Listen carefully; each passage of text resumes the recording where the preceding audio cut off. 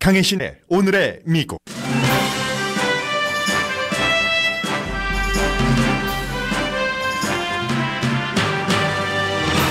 미국 부통령이 한국을 방문하고 아흘에 만에 성주의 사드 배치가 시작됐습니다.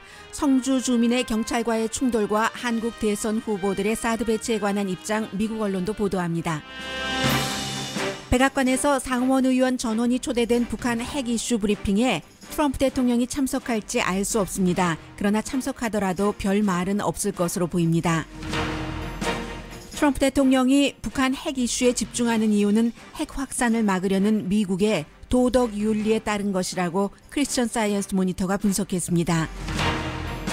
중국이 북한에 어떻게 조치하느냐가 중국에 대한 큰 테스트라는 제목의 사설에서 월스트리트저널은 여전히 선제 공격을 지지합니다. 미국인의 미국 내에서의 분열도 만만치 않습니다. 민주당 유권자는 트럼프 대통령이 러시아와 먼 관계가 있다고 믿고 공화당 유권자는 오바마 전 대통령이 트럼프 대통령을 감시했다고 믿습니다. 서류 미비자 추방 절차에 협조하지 않는 시에 대한 연방기금 지원을 중단하는 대통령 행정명령에 대해 연방 판사가 시행중지 명령을 내렸습니다. 백악관은 판사가 이민 정책을 다시 썼다고 비난합니다. 여성의 경제력을 강화한다는 회의에 참석해 세계 무대에 데뷔한 대통령의 딸 회사가 파는 옷은 거의 중국에서 만듭니다. 그 옷을 만드는 근로자의 임금은 너무 낮고 근무 조건은 중국법에 훨씬 못 미친다는 주장이 나왔습니다. 4월 29일은 4.29 폭동이 일어난 25년이 되는 날입니다. 9시 30분쯤 데이빌 류 LA 최초의 한인 시의원에게 그때와 지금의 인종관계 변화 등에 대해 듣겠습니다.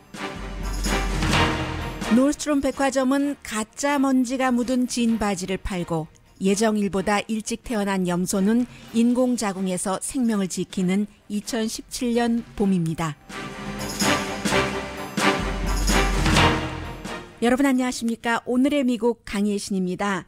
오늘 아마 오후쯤이 되면은 CNN 방송의 특파원이 북한의 핵 문제에 대해서 말해줄 수 있는 관계자와 이미 인터뷰를 했는데 그 인터뷰를 정리를 해서 공개를 한다고 했습니다. 그러니까 이제 그 내용이 미국을 포함해서 한국까지 그 북한 이슈에 대해서는 탑뉴스가 될 테고, 그리고 오늘 미국의 모든 방송과 신문은 사드 미사일 방어 시스템 배치가 시작된 것을 전하고 있습니다.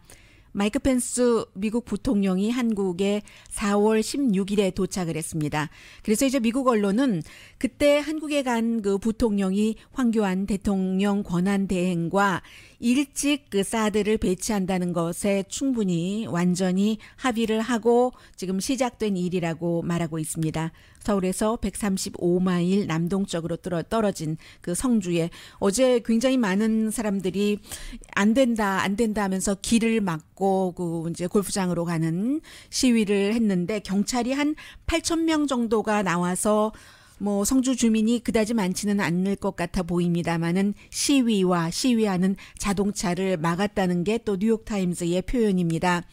이제 그 배치가 완전히 스케줄대로 될지 모르겠고, 그리고 이제 지금 후보들이 4번이나 토론을 하는 과정에서 여러분들께서 이제 충분히 다 들어보셨습니다. 이제 심상정 의원 반대하고 문재인 그 후보도 역시 그 차기 정부가 해야지 된다. 그리고 안철수 후보는 애매모호한 반대도 아니고 완전히 지금 오는 것을 찬성하는 것도 아닌 그런 입장. 다만 이제 그 자유한국당의 홍준표 후보와 또 바른정당의 유승민 후보는 찬성하는 그런 모습까지 미국 언론이 쭉 전하면서 빠르면 1년 안에 다 그 완성이 될 수 있다. 사드 배치가 그런 문제를 전하고 있고, 그리고 지금 한미 합동구 군사훈련이 있고, 북한도 굉장히 그 미국의 칼 빈스노 등등에 관해서 완전히 할 수 있는 그 만반의 그 모습이라고 할까요?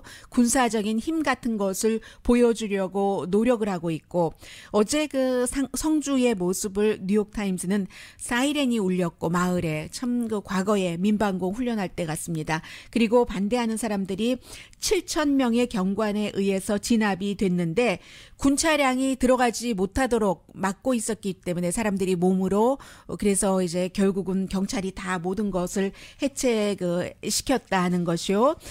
또 미국의 오늘 아침은 이미 아니네요. 동부는 점심이 지났는데 아직 시작되지는 않았습니다. 국무장관, 국방장관, 국가정보국장, 합참의장이 전부 상원의원 100명을 초대했는데 누가 가지 않을지는 잘 모르겠습니다만은 그 사람들에게 북한 핵에 관한 미국의 정책 또 여러 가지 자신들의 내 분야니까 입장에서의 관계되는 내용을 브리핑을 하게 됩니다. 그 사이에 이제 중국이 처음으로 중국 내부에서 만들어진 항공모함을 배치시켰잖아요.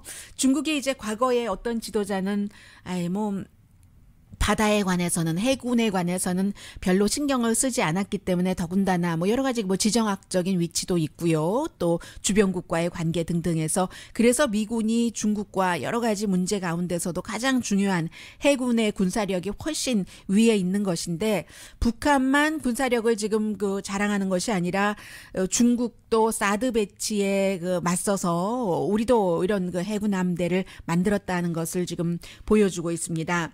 그리고 이제 또 다른 미국의 많은 언론이 주목하는 것 가운데 하나가 오늘 과연 백악관에서 북한 핵에 관한 의원들을 상대로 한 브리핑이 있는데 대통령이 참석할까 하는 그 부분이요. 그 부분에 대해서는 참석을 하더라도 하지 않더라도 그냥 잠시 들려서 say hello 하고 좀 잘 좀 브리핑 좀 받으십시오, 해주십시오 하는 이 정도가 될 것이라고 얘기를 합니다.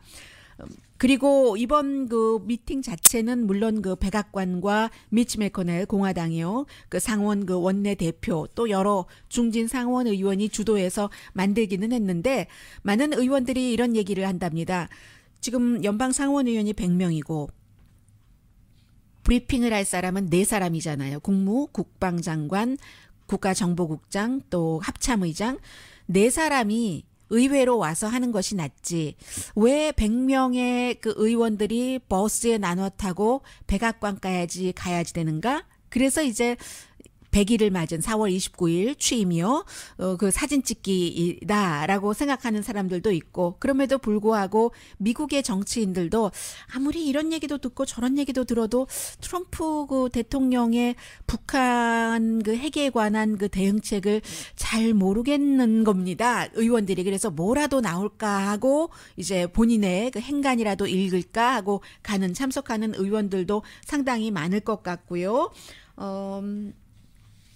그리고 오늘 크리스찬 사이언스 모니터는 외교 이슈 가운데서도 트럼프 대통령이 가장 많이 지금 신경을 쓰고 있는 것이 북한의 핵 공격 위협인데 그럴 수밖에 없는 것이 이제 미국이 일본과 아주 친하게 지내고는 있습니다만 일본이 핵무장하는 것을 막기 위해서 한국도 마찬가지고요. 핵 확산을 방지한다는 것이 어떠한 미국의 도덕적인 윤리, 논리라고 할까요? 그런 것들 미국이 워낙에 원치 않으면서 1차 대전에 참전했고 2차 대전에 또 참전을 하게 돼서 그렇게 전쟁을 겪었고 한국전에도 참전을 했고 그다음에 이제 미국이 2차 대전 이후에는 3개의 전쟁에 참전을 했는데 다 이기지 못했잖아요. 한국전 누구의 승리라고 할 수도 없고 원래는 김일성이 스탈린에게 가서 이런 것을 윤허받으려고 했었고 그러다 나중에 중국이 참여하고 미국이 들어가고 했는데 이게 처음에 소련과 미국의 고래로 시작된 것이 중국이 들어가고 새우등만 터지고 끝난 거기 때문에 승리라고 볼 수 없고 아프가니스탄, 이란, 이라크 전쟁 또 그 사이에 베트남 전쟁도 마찬가지로 이렇게 미국인 전쟁을 치러 보니까 전쟁 같은 것이 너무 힘들고 별로 효과도 없고 하는 것을 알기 때문에 뭔가 무기 같은 것은 막는 것이 더군다나 이제 미국으로서는 힘의 균형 같은 것을 잘 구심점이 되고 있는 국가이기 때문에 도덕적으로 역대 미국 대통령이 전부 의무감을 느낀다는 겁니다. 그래서 크리스찬 사이언스 모니터는 왜 트럼프 대통령이 이 핵 위협에 집중을 하느냐? 총에 비유를 했는데 만약에 주변에 총을 한 사람이 갖고 있을 때와 2사람, 3사람, 4사람 계속 갖고 있었을 때에 갖게 될 때에 경찰의 경각심이라든가 아니면 핸들하는 이런 마음가짐이 달라지잖아요. 총을 이 마을에서 더 적은 사람이 아니면 아무도 안 갔거나 그걸 바라는 게 경관이라는 얘기입니다. 그래서 미국이 뭐 경관에 구태여 비유하자면 그런 그 핵 확산 방지 논리를 갖고 있다는 것이고요. 그리고 이제 그 사이에 수십 년 동안 많은 동맹국이 미국의 그런 그 도덕적인 핵에 대한 윤리에 따라서 논리에 따라서 미국의 핵 우산 보호 안에 들어가서 한국도 뭐 물론 하지 않았고요. 그리고 미국이 어느 정도 세계의 안전을 지켜줬는데 지금 북한이 이렇게 이런저런 일로 인해서 핵 그 무기를 갖게 되니까 이제 더 이상 어떻게 할 수도 없고 더군다나 직접적으로 2020년이 되면은 로스앤젤레스나 시애틀까지 다다를 수 있다고 하니까 트럼프 대통령이 뭔가 아무리 아메리카 퍼스트를 외치는 사람이라 하더라도 북한에 대해서 보여줘야 된다는 얘기입니다. 그리고 입장을 정립할 수밖에 없는데 크리스찬 사이언스 모니터도 트럼프 대통령의 북한에 대한 진짜 전략이 무엇인가 물론 여러 가지 본인이 말도 하기도 했어요. 모든 옵션이 있으니까 협상 가능성, 중국을 압박하는 건 하고 있고 미사일 방어 시스템도 이제 한국에 시작이 됐고 선제 공격까지 테이블 위에 놓고 있지만 진짜는 뭐냐라고 자꾸 사람들이 물어보면 트럼프 대통령의 답변은 내가 왜 그걸 말하느냐? 내가 갖고 있는 카드를 왜 보여주고 있는가? 왜 보여줘야지만 되는가? 무슨 일을 하는가? 이게 이제 그 트럼프 대통령의 진짜 그 마음인 것으로 보인다고 얘기를 하고 그러나 분명히 핵 확산 방지에 관한 미국의 역사적인 대통령들의 도덕적인 그 이론은 갖고 있다고 하고요. 오늘 월스트리트저널은 중국에 대한 그 북한 테스트 이런 제목에서 다시 한번 그 얘기를 하고 있습니다.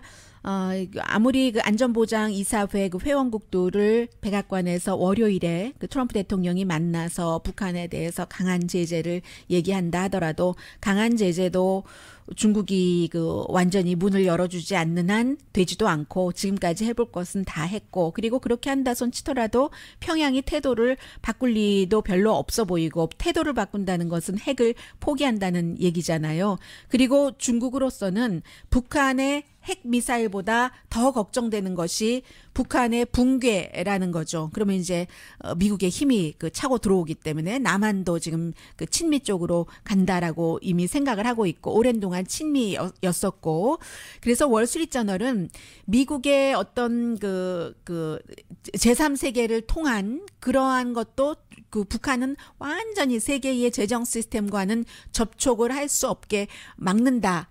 그것을 원하고 있지만 중국 때문에 그게 안 되고요. 중국이 북한 완전히 붕괴하는 것은 원치 않으니까.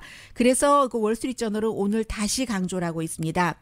군사작전 그 테이블에서 그 군사작전을 선제 공격을 완전히 내려버리면은 안 된다. 그래서 이 선제 공격이라는 것은 북한이 아무것도 안 하고 있는데 미리 가서 하는 것도 선제 공격이고 그 핵시설을 파괴시키는 거죠. 아니면 북한이 미사일을 딱 쏘아 올리면 멀리 날아가지 못하도록 중간에 막는 요격하는 이런 것도 될 수 있고 물론 그 이후에 그 북한의 반응은 아무도 모르고 월스트리트저널은 이런 표현까지 합니다. 제2의 제가 책을 좀 갖고 왔어요. 한국전의 가능성도 있다. 그럼에도 불구하고 이 월스트리트저널은 선제 공격까지도 그 테이블에서 내려놓으면 안 된다고 오늘 사설에서 실었습니다. 그리고 이제 책은 나중에 기회가 되면 말씀드리고요. 연관되는 부분이 그 헨리 키신저가 쓴 그 월드 오더라는 책에 그 자세히 많이 나와 있는데 이미 시간이 많이 갔으니까 또 다시 연결되는 날이 있으면 전해드리겠습니다.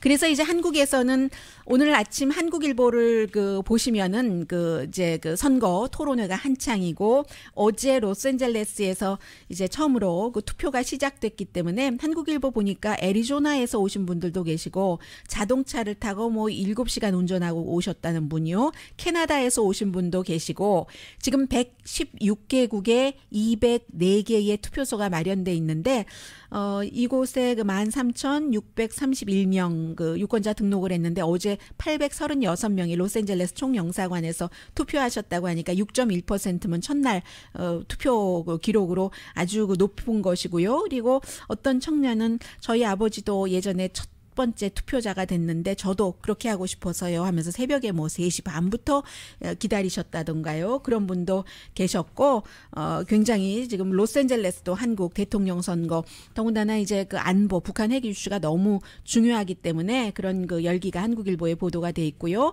그리고 이제 어제 로스앤젤레스 시간으로 새벽에 있었던 그 JTBC의 토론회 그 4차에서는 뭐 다 알고 계시니까 미국적인 그 시각과 왜 이런 부분이 좀 지적이 되지 않을까 하는 것만 한두 가지 말씀드리겠습니다.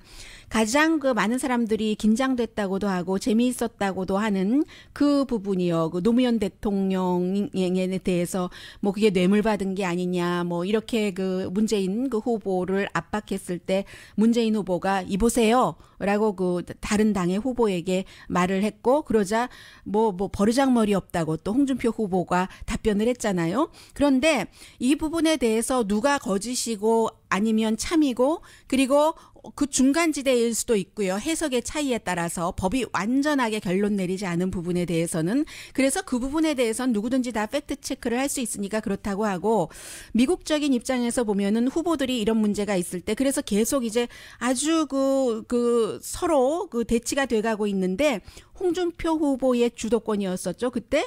그래서 충분히 시간이 남았기 때문에 저는 이 두 사람의 모습을 보고 싶었거든요. 왜냐하면 어떻게 반응을 하냐. 그 팩트는 팩트라 하더라도 그리고 항상 그 대선 후보 토론회에서는 네거티브도 있는 것이고 하기 때문에 이런 것을 어떻게 대처하느냐도 후보들의 능력이기 때문에 만약에 홍준표 후보가 막말로 예를 들어 우격다짐으로 간다면 그것이 어디까지 가는 것인가. 그리고 그런 것에 대해서 문재인 후보는 이보세요. 이상 더한 것이 나올 수도 있을까가 보고 싶었는데 그 개입 안 한다고 그렇게 강조하던 그 손석희 그 사회자가 개입을 해서 저는 굉장히 아쉬웠고요. 그리고 이제 안철수 후보의 부인인 김미경 그 교수가 안철수 후보가 의원이었을 때 보좌관들을 굉장히 개인적인 업무로 그 많이 일을 시켰다. 그래서 사과를 했다. 본인이 그 안철수 후보가 아니라 김미경 그 교수가 그랬을 때 안철수 후보가 그 내 아내가 그 나를 돕기 위해서 그런 겁니다라고만 계속 주장을 했는데 그 개인이 그 어떤 보좌관 자격도 아니고 어떤 그 국회의원의 일을 돕는 포지션이 없으면 개인으로 도울 땐 개인으로 도와야지 왜 그 국민의 세금으로 봉급을 받고 일하는 스태프들을 그 많이 그 활용을 해서 뭐 비서가 20몇 번 바뀌었다고 하던가요? 그런 얘기를 들었는데 그렇게 되는가? 왜 그 부분을 따지지 않았는가? 좀 그런 부분이 좀 눈에 띄게 보였고요. 그리고 또 하나는 한 가지 놀란 것은 문재인 후보는 왜 북한군이 복무 기간도 모르는가. 이것은 참 이상했어요. 저로서는. 홍준표 후보가 물어보잖아요. 북한군 복무 기간이 몇 년인지 아십니까?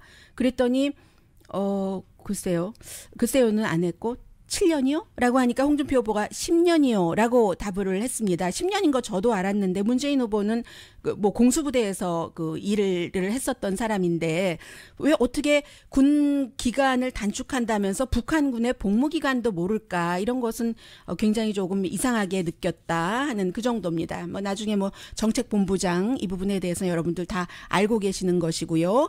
조금 지적되지 않았던 것 같이 생각이 된 부분만 말씀을 일단 드렸습니다. 잠시 뒤에는 미국에서도 한국의 뭐 자유한국당 사람과 더불어민주당 그 유권자들이 가장 큰 의견 차이가 있을 것 아니겠어요? 미국의 민주당과 공화당 유권자들도 그 정도의 갭이 있습니다. 라디오 서울 방송 오늘의 미국 듣고 계십니다. 네, 미국 사람들 전체적으로는 한 56%가 2016년도 대통령 선거할 때 러시아가 어떤 그 형태로든 영향력을 미치려고 했다고 믿고 있답니다. ABC 방송과 워싱턴 포스트가 공동으로 한 여론조사 결과입니다. 그런데 이제 그 강한 보수의 경우는 이제 주로 공화당이겠죠. 32%만이 그렇게 믿고 진보는 77% 러시아가 영향력이 있었다 하고 생각을 하고 있답니다. 그리고 이제 오히려 그 보수 가운데서는 오바마 대통령이 트럼프 대통령을 뭔가 그 모니터링 내지는 그 스파이를 했다라고 믿는 사람이 굉장히 많았고, 공화당 가운데서는 트럼프 대통령이 러시아가 여러 가지 그 미국의 선거에 개입을 했다 하게 하는데 트럼프와도 연관이 있다라고 생각하는 사람은 18%밖에 안 됐습니다.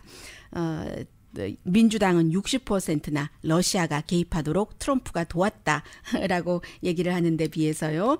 그리고 또 그 의회에 대해서는 뭐 민주당, 공화당 할 것 없이 언제나 미국의 대통령보다도 의회에 대한 신뢰도 같은 것이 미국 사람들이 많이 그 떨어진다는 건 나왔고요. 이번 여론조사 4월 17일부터 20일까지 1,004명을 대상으로 했고 오차 범위는 3.5% 플러스 마이너스 퍼센테이지 포인트입니다. 그리고 이제 어제 연방 판사가 또 행정명령 내렸어요. 이민과도 관련 있는 것이죠. Sanctuary City에 연방기금 안 준다. 연방정부에 이제 서류 미비자 추방하도록 여러 가지 돕고 하는 것을 안 하는 그들을 감춰주는 안전지대 도시로 만드는 것은 안 한다. 이제 안 준다 했잖아요. 뭐 트럼프 대통령의 선거 공약이기도 했고요. 이제 이에 대해서 샌프란시스코 연방지법의 지방법원의 윌리엄 오릭 판사가 일단은 시행 중지하라는 명령을 내렸잖아요. 샌프란시스코와 산타클라라 카운티가 원고입니다. 이 두 군데에서는 위헌이다라고 주장을 했고 판사는 이제 예산 집행을 그런 카운티들이 하기가 불가능해지는데 대통령이 이런 이민에 관해서 도시들에 대해서 새로운 컨디션을 만들 권한이 없다라고 설명해서 썼습니다. 그러자 이제 백악관이 또 당장 선출되지 않은 판사가 이민 정책을 다시 썼다 하고 비난을 했습니다. 국가안보 보좌관이었던 마이클 플린, 그러다가 이제 2월 달에 말하자면 쫓겨난 것이죠. 이 사람이 과연 러시아와 연관이 있었는가? 그 부분에 대해서 지금 증거가 좀 있다는 얘기예요. 하원 감시위원회의 위원장이죠. 유타주가 지역구인 공화당의 의원이 제이슨 최테츠 의원이 그가 법을 지켰다는 증거가 없다. 법이라는 게 외국 정부와 함께 일을 할 때 그때 이제 받은 돈을 받고 일했으면 그것을 밝혀야지 되는데 밝히지도 않았고 또 외국 정부와 일할 때 허락도 받아야지 되는데 허락도 받지 않고 러시아 조직에 나가서 뭐 연설을 한다던가 아니면 그가 세웠던 회사가 터키 정부 등을 위해서 로비했다던가 그러니까 로비스트로 등록을 하고 나서 국제적인 어떠한 여러 가지를 할 때 일을 할 수 있는 것인데 이 마이클 플린은 그렇지 않았다는 겁니다. 그래서 이제 사임 압력 받기 직전까지 사임 압력 받고 뭐 사임하고 이렇게 전까지 그런 일을 하고 돈 벌고 할 때 에이전트로 등록도 하지 않고 그리고 이제 나중에도 잘 얘기도 하지 않고 러시아 대사 만난 것도 그렇지 않고 했잖아요. 그래서 계속 조사되는 것인데 뭐 트럼프 대통령에게 그다지 좋은 내용은 아닌 것 같고요. 세금 감면에 대해서는 오늘 트럼프 대통령이 역사상 가장 큰 규모의 세금 감면에 대해서 밝히겠다라고 얘기를 했는데 뭐 이미 다 나와 있는 내용이에요. 기업 법인세를 35%에서 15%로 내리고 어린이 양육 세금도 공제를 해주고 개인 세금 공제 규모도 좀 늘리고 스몰 비즈니스 세금률도 낮춰주고 문제는 이렇게 해서 세금 수입이 줄어들면 나머지 일은 다 뭘로 할 것인가? 뭐 지금 그런 얘기고요. 그리고 어제 말씀드렸었던 미국의 국무부가 블로그에서 대통령 소유 사설 클럽을 크게 이제 홍보를 하고 난 뒤에 일단 기사를 내렸다고 말씀을 드렸는데 여기에 대해서 미국의 시민단체들이 많이 있잖아요. 커먼 커즈라든가 뭐 제일 유명한 시민단체가 되겠고 그 밖에도 아메리칸 오버사이트라는 미국인 감시라는 이런 재단에서도 여기에서 끝날 일이 아니다. 철저히 당국이 조사를 해야지 된다. 누가 왜 대통령의 사설 클럽을 선전하는 그것을 국무부가 뭐 외무부니까요. 웹사이트에 올렸는가 하고 정보윤리국에 정식 조사해 줄 것을 플로리다 팜비치에 있는 이 클럽을 왜 그렇게 홍보를 해줬는가 누가 그러던데요. 돈으로 따지자면 이게 또 이제 영국과 어느 나라라고 했죠. 또 한 나라 영국 주재 미국 대사관과 알바니아 주재 미국 대사관에도 이제 웹사이트에 이런 것이 올라갔다고 하니까 국무부의 웹사이트에 사설 그 독립 그 클럽이 뭐 연회비 한 20만 달러 된다는 그게 이렇게 기사로서 자세히 소개가 되고 사진도 많이 나왔거든요. 그런 것은 수십억이라고 하던가요? 달러라고 하던가요? 그 정도의 그 광고비를 내야지 된다라고 얘기를 하고 국무부에서는 잘못했으니까 내립니다. 이렇게 얘기를 하고 있는데 우리가 역사적인 정보를 주기 위해서 왜냐하면 대통령이 계속 그 겨울 백악관이라고 얘기를 하고 있잖아요. 그래서 그런 어디서 과연 미국 대통령은 외국 정상을 만나는가 이런 것을 알리기 위해서 그렇다라고 얘기를 하고 있습니다. 그런데 제가 보니까요. 그 내용이 이 그 프라이빗 클럽에 대해서는 누가 언제 어떻게 누구에게 어떻게 그 트럼프 대통령이 샀고 그 전에 트럼프 대통령이 사기 전에 이미 그 돈 많은 부자 그 여성이 미국 그 대통령들이 와서 이것을 이렇게 지금 트럼프 대통령이 쓰는 목적으로 써줬으면 좋겠다 했는데 대통령들이 다 그 점검을 해보니까 오바마 대통령도 한 번도 가지도 않고 안 한다고 하고 그 전 대통령도 왜냐하면 비용이 너무 많이 들고요. 대통령으로서 세금으로 왔다 갔다 하는 것인데 그리고 유지 비용도 너무 많이 들기 때문에 그게 안 됐습니다. 이 사람이 기부를 했는데도 도로 그 여성에게 돌려줬어요. 그래서 그냥 가만히 방치되고 있다가 트럼프 대통령이 대통령 뭐 훨씬 그 전에 아주 헐값에 산 것이죠. 이런 내용이 사실은 국무부 웹사이트보다는 그 위키피디아에 훨씬 아주 자세히 나왔습니다. 아무튼 그런 것이고 또 하나는 또 그 대통령의 딸이요. 어제 굉장히 많은 사람으로부터 비난을 받았다고 말씀을 드렸는데 베를린에 가서 정말 어느 날 갑자기 아마 대통령의 딸이 아니었다면 이렇게 세계 무대에서 갑자기 우뚝 섰을 이유는 거의 그럴 기회를 가질 일은 거의 없었을 것 같습니다.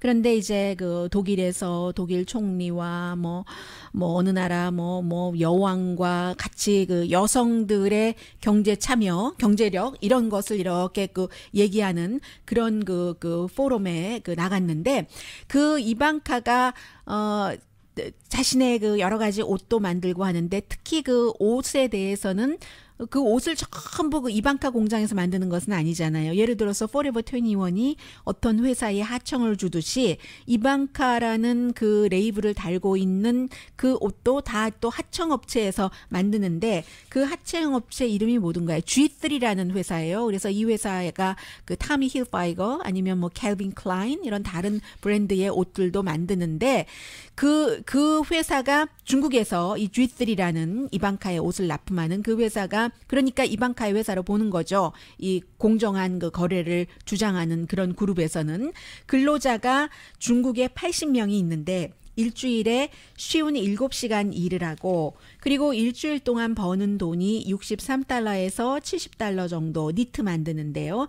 임금이 너무 낮고 또 오버타임은 중국의 현재 법을 따지고 볼 때도 너무 많이 시키기 때문에 이게 불공정하다. 국제노동법의 그 표준에도 굉장히 그 못 미치고 위배된다 하는 게 이제 그 독립적인 그 모니터링 그룹, 뭐 SMT 글로벌 등등의 그룹에서 지금 이틀 동안 그 공장에 가서 요즘은 뭐 잠입 취재 이런 거 많잖아요. 한국에 뭐 지금 심상정 후보가 대학교 다닐 때 그리고 대학교 졸업하고 구로공단에 그 취직을 해서 아주 오랜 동안 숨어서 일을 하고 그때의 그런 여러 가지 경험이 지금의 그 정의당에서 심상정 후보의 어떤 그 정책 공약 뭐 그 토론에서 진심으로 나오는 마음 같은 것이 다 만들어진 거잖아요. 그런 식으로 SMT 글로벌이라는 회사가 중국 회사에 가서 이틀 동안 쭉 모니터링을 한 결과 이방카라는 그 브랜드를 달고 나오는 옷이 그렇게 열악한 환경에서 만들어지는 것이다 하고 얘기를 하고 있습니다.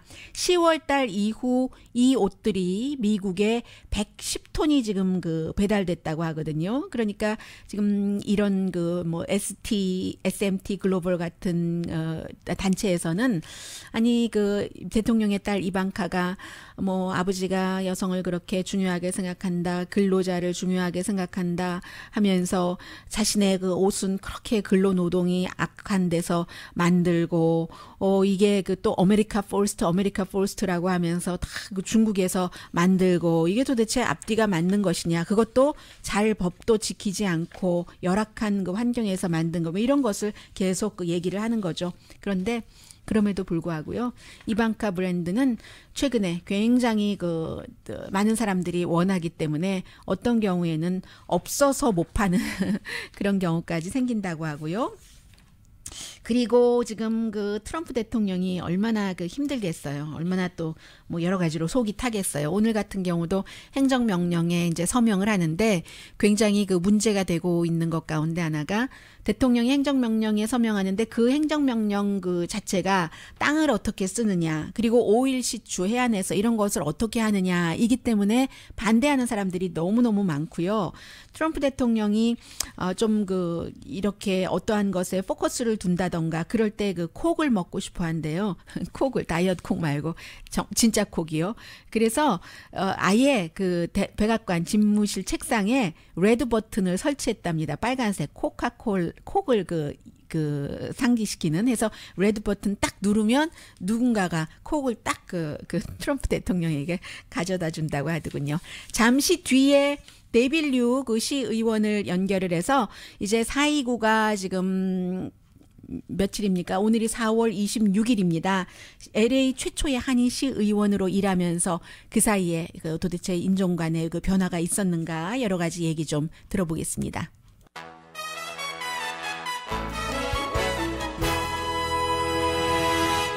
라디오 서울 방송 오늘의 미국 듣고 계십니다. 네, 벌써 LA에서 최초의 한인 시의원 데이빌 류 시의원이 탄생한 지가 몇 년 됐어요. 지금 전화에 데이빌 류 시의원이 연결됐습니다. 안녕하세요.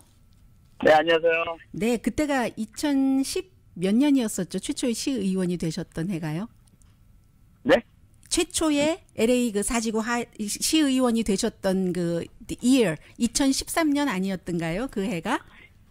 2015년이었습니다. 2015년이었던가요? 네. 제가 왜 이렇게 그 네. 세월을 아주 빨리 스쳐간 걸로 생각이 되나요? 오늘 네, 선거가 2013년부터 시작한 거죠. 네. 그랬던 것이죠. 네, 그랬습니다. 네. 그러면 그 데이빌 류 시의원께서 이제 시정 활동을 한 지도 몇 년이 되셨고, 지금 오늘 그 429 때문에 모셨는데, LA 그 라이엇이 있었을 때, 그때 어떻게 기억 좀 나세요? LA 라이엇에 대해서, 429에 대해서? 네, 좀 기억합니다. 저 그때 17살이었고요. 네. 저 코리아타운 조금 위에서 살았는데, 제가 그 나이에는 무서운 것보다, 모르는 것보다 I was very confused. 혼돈됐다고. 이게 왜, 네. 이게 왜 이렇게 되나. 그리고 그 불이 시작해서 불이 타면서 계속 올라왔잖아요. 네. 사우스 LA에서 크리에이터까지 올라오고 우리 동네까지 왔어요. 그래서 저도 깜짝 지금 텔레비 보면서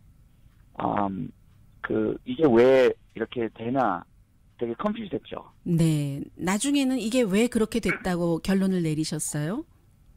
네, 그렇죠. 그러니까 제가 왜냐면 미국에서는 요새 발전 많이 됐지만 그 대학교까지 전에는 우리 한글 우리 한인 아니면 other minority community 역사를 잘 안 가르쳐 주잖아요. 네.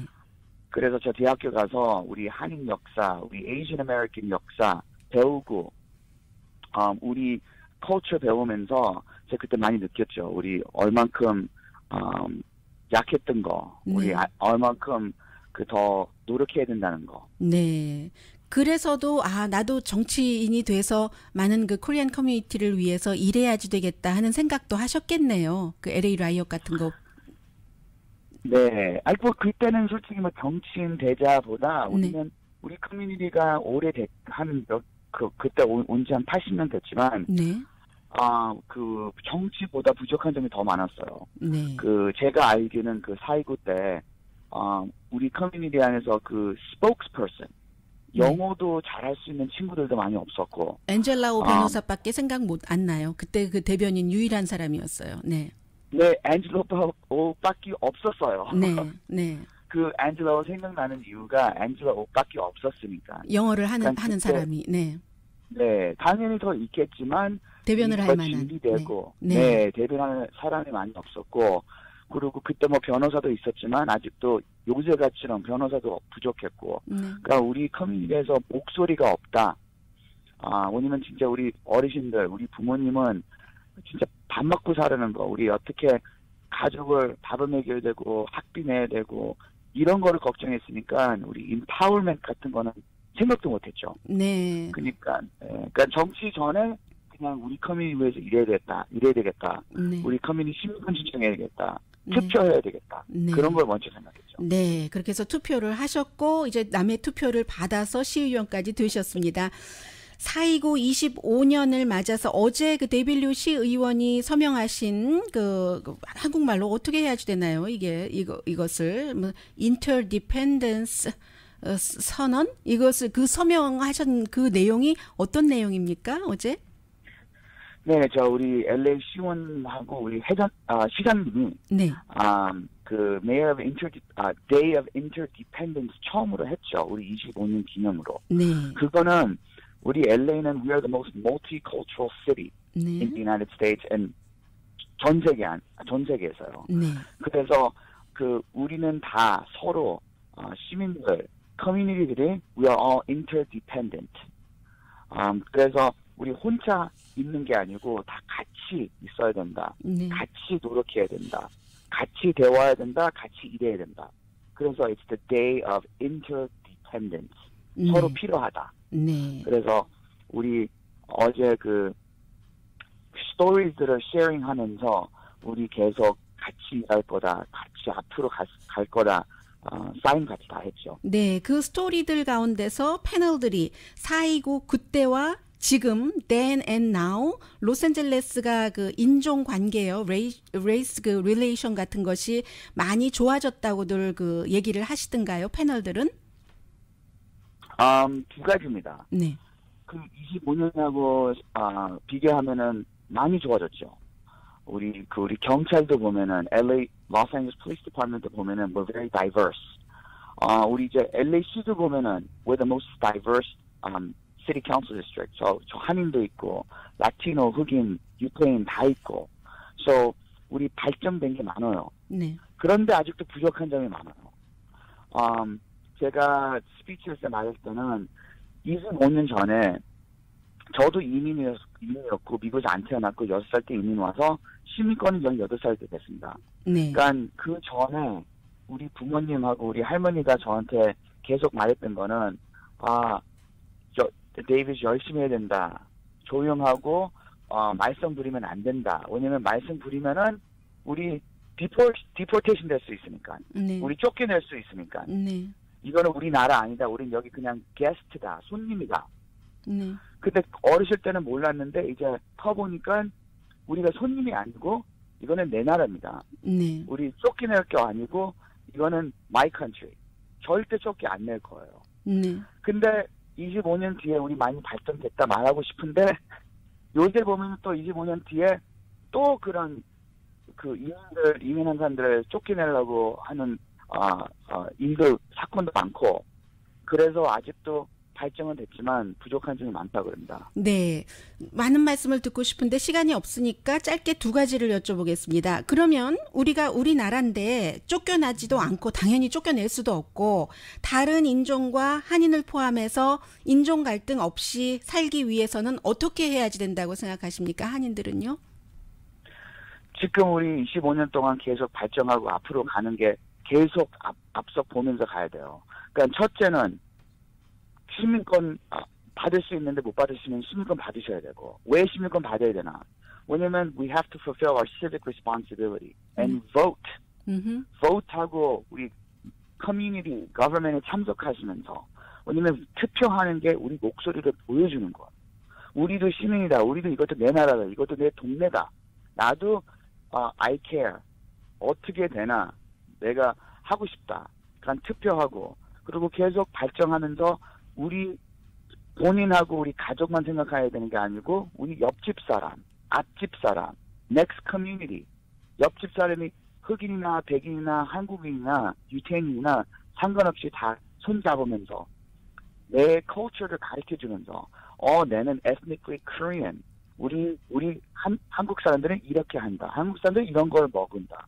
같이 가르치면서 서로 배우면서 우리도 가르치고 우리도 배우고 그러면 we become that interdependent city, multicultural city that makes us strong. 그리고 30초 드리겠습니다. 지금 그 First AME Church 모임에 나가셔서 얘기를 하실 텐데 그 특히 아프리칸 아메리칸은 교회가 어떤 정치력 사람들 모이는 것에 그 힘이잖아요. 그곳에 가셔서 지금 LA 최초의 한인 데이빗 류 시의원은 아프리칸 아메리칸들에게는 어떤 얘기를 하실 겁니까?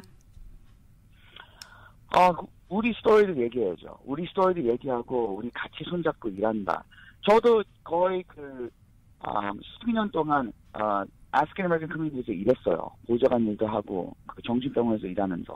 그러니까 우리는 계속 우리 얼굴을 보여주고 계속 부딪혀야지 사람이 습관되는 거예요. 그리고 이렇게 이해도 하고 이렇게 친해지는 거예요. 그래서 any opportunity I get, 우리 한인 커뮤니티, 우리 에이ዥን 커뮤니티 위해서 대표로 할 수 있다면 꼭 해야 된다고 responsibility라고 생각합니다.